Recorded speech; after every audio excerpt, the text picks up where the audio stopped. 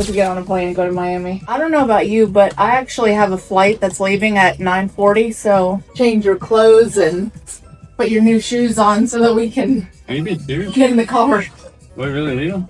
Yeah, we're really leaving. You want to go see the suitcase in the car? Why? Well, this is your Christmas present. This is what I got you for Christmas. Dude, please tell me you're joking right now. I'm not. Bro, I need notice for this type of stuff. I can't just go to Miami without being prepared. Yes, you can. What do you need notice for? I haven't sold any cars this month. That's okay. They can sell cars. You can work and sell cars in Miami. What's the difference? All you need is a laptop and an internet connection. Open it up. Here's your bag to put your laptop in. It's got some of your stuff already in it. This ain't my Christmas present, so what is it for real? Yes, it is. There's nothing to get you for Christmas, so you got your trip to Miami.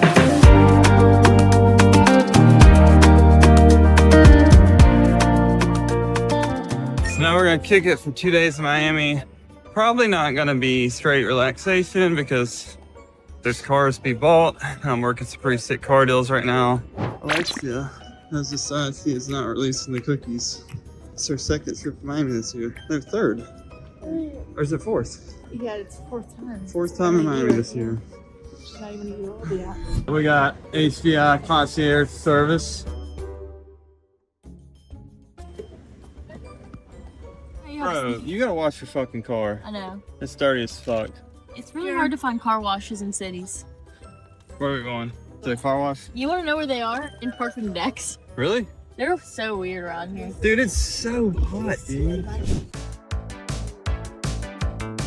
Oh my god. Are you fucking kidding me?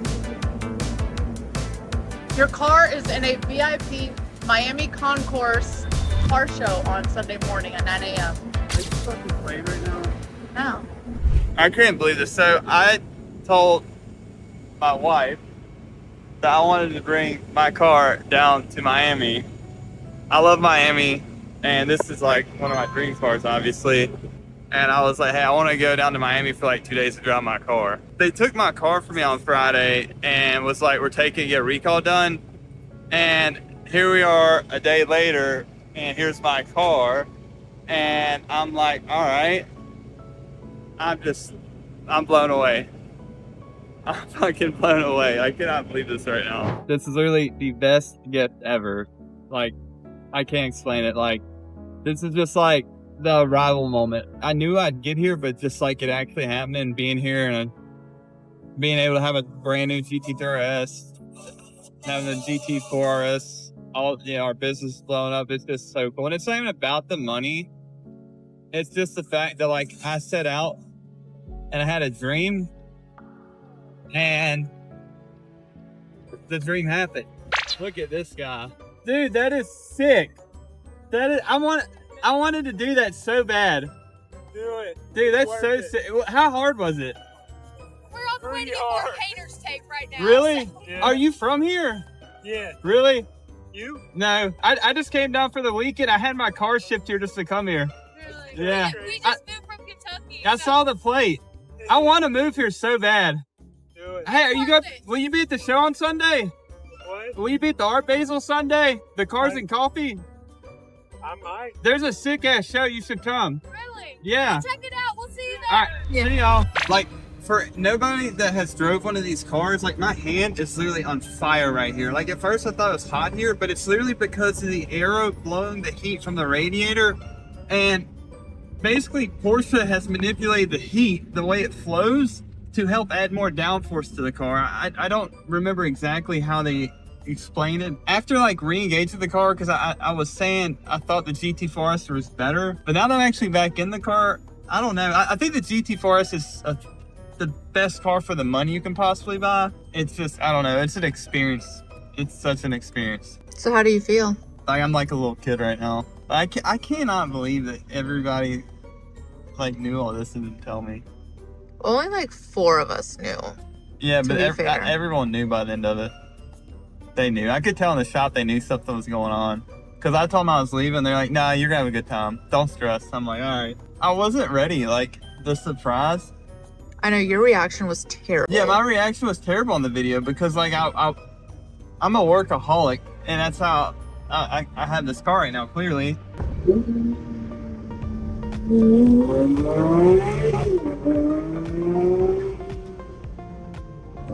place is super sick. Sea Spice.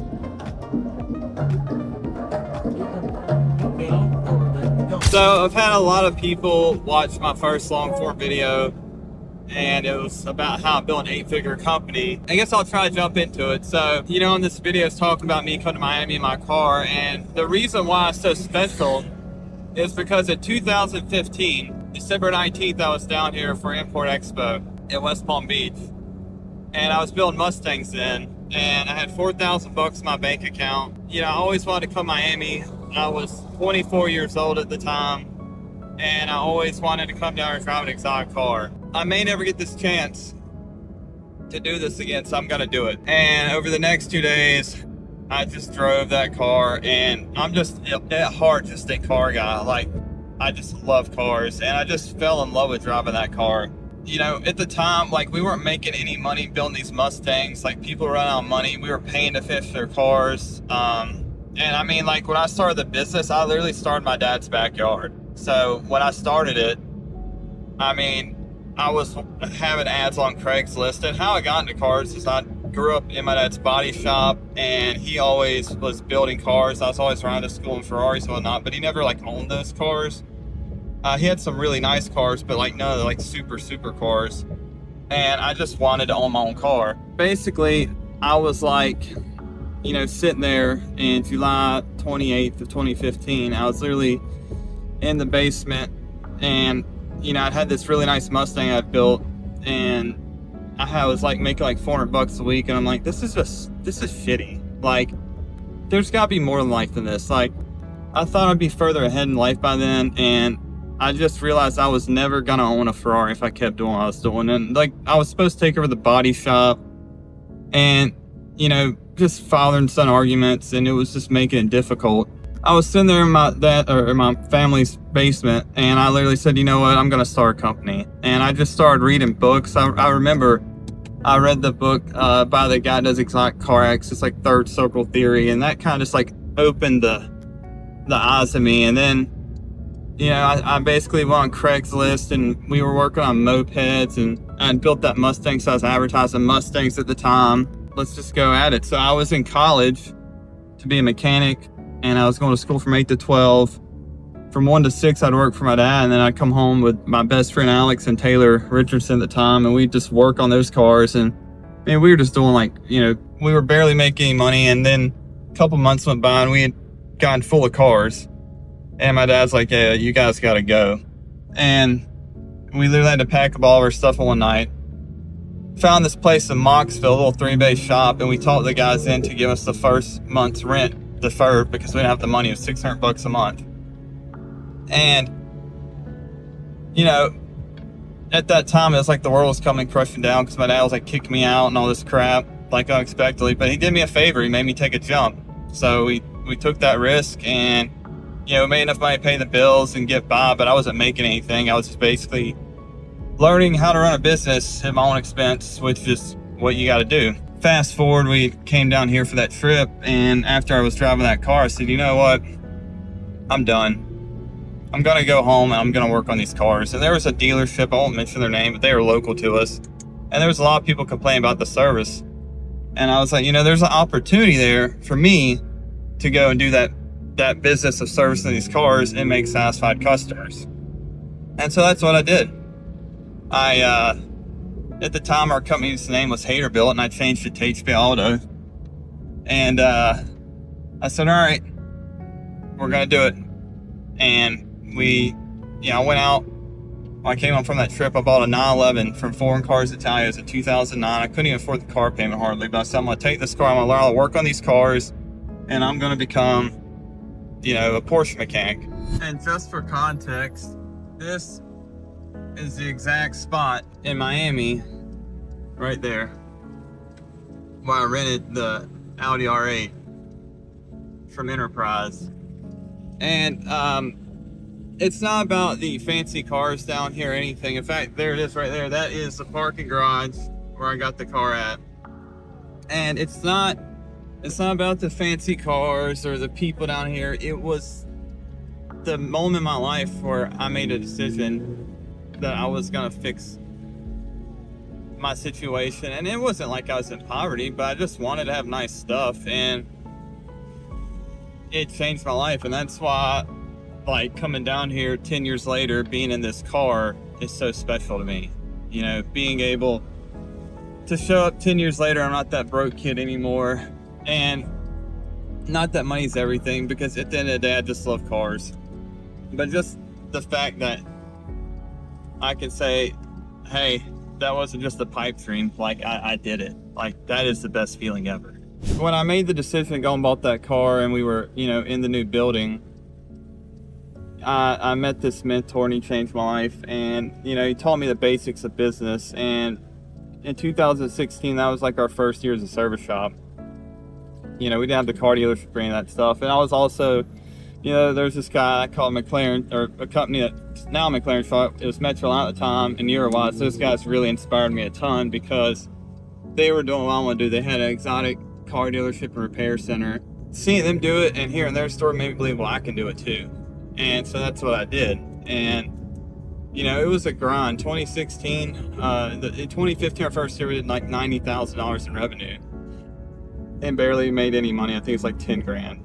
I mean, that was after all the expenses. But in 2016, it was actually April of 2016 where we started to go from Haterbilt to HB Auto. We did $283,000 in revenue that year. I have a little 3-bay shop. And we didn't have any experience, by the way, working on these cars.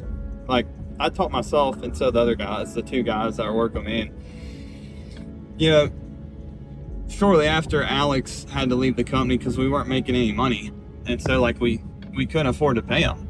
Like, we didn't have any money, and so Taylor, and it was just me and my other best friend at the time. He came on board to work with me, Zach. We basically used that car I bought, went to the Porsche Club meetings and made friends with them and advertised in the news, or the Porsche Club magazine. And that's kind of how we did it. And we did that until about 2018. And I met my wife in 2017, actually. She made a huge difference in my life. You know, I was just being a dumb kid, partying, doing stupid stuff, not focused on work. And she really kicked my ass and kicked me into gear. And I also met my current business partner now, Evan Wiles, then. And that really was a pivotal moment, me and both of those guys. And Evan was working at O'Reilly's, and I talked him into quitting. He was detailing. And I'm like, bro, you got to quit that job. You got to come work with me. And after prying enough, he finally quit. And he jumped on board, and that was huge.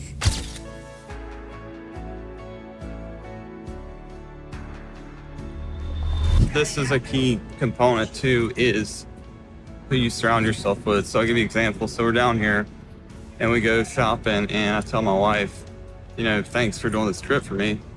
Let's go buy you a Louis Vuitton bag or something. And she tells me no. Do you know why?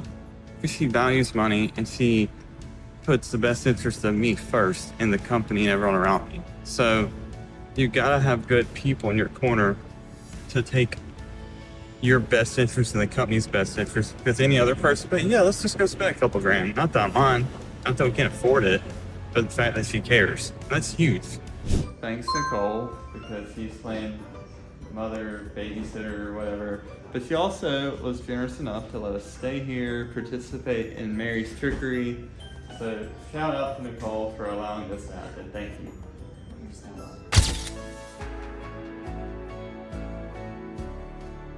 All right, guys, so we made it to the Cars and Coffee. I'm super excited. The GT3 RS, this is honestly the first time I've really got to look at the car, and wow. When I got here, everything was such a rush, and we were just moving around so fast. But the guys in my detail shop killed it. They got the car super clean. I don't know if you guys know how difficult it is to have a black car and make it look clean, but I mean, this thing looks freaking sick. It's pretty cool. So we're in the art district of Miami. They've got the whole streets blocked off. And I know last time we were talking, I was kind of telling you about my story, but I'm gonna leave you guys on pause for a minute because we just need to take in this super cool event. Just to give you some insight, there's only 75 cars that made it into this. It's hosted by Lamborghini and Miami Prestige Imports, so this is super cool. And I think we kind of talked about earlier, Like, I'm kind of surprised they let me in here because I feel like these are a dime a dozen down here. Not downplaying the car because I'm ultra thankful for having this car. But as you can tell, I think I'm the only one in the actual show. So I think that's really cool. So I'm just really happy to be here. But we'll give you guys a quick look at all the cars here. They've got this really interesting Testarossa. I have no clue what's going on with it, but I want to learn about it. It's very unique. We've got a Carrera GT over here. Looks like a 993 turbo. So, we have a brother entering the show. We have a 992 GT3 coming in right now. So yeah, we'll just take a little walk through and we'll show you all the cars. A nice classic Mustang here. I'm assuming they probably live here based on the Montana plate. They're avoiding, well, we won't get into that because of whistling diesel. The Lotus SUV. It's pretty crazy. I love Lotus. I think they're such a downplayed car. So what's the story with this? It's an art piece that Anthony here made. It's a 1-to-1 to scale replica of a Testarossa. And are you the builder or No. Oh, you guys built it? Yeah, exactly. Is it you have like a custom shop? No, Anthony's an artist. Oh, really? Yeah. Wow. Okay, I've never heard of this. Maybe I'm not on social media, but this is crazy looking. First of its kind, yeah. Wow. What is it made of? What's the material? Stained glass. Holy shit. Wow. How many hours did it take to build it? A lot. Like a year maybe? To physically build it. Yeah. Really? Yeah, 4 months? Wow. $10,000. That's crazy. It's really cool. We got the SLR McLaren here. This thing is beautiful. And you can never go wrong with one of these. I see where y'all migrated. Oh my God, it's stick too. Oh, this is curated. Of course it is. That would make sense. Oh, we've got a Carrera GT, of course. All right, transport truck is back. Here to pick up the car. It's like midnight. I'm pretty sure he's just going to load it up and wing it. 12-hour drive back. Overall, it was a great weekend. I think Billy really enjoyed having his car here. Short-lived, but we will be back.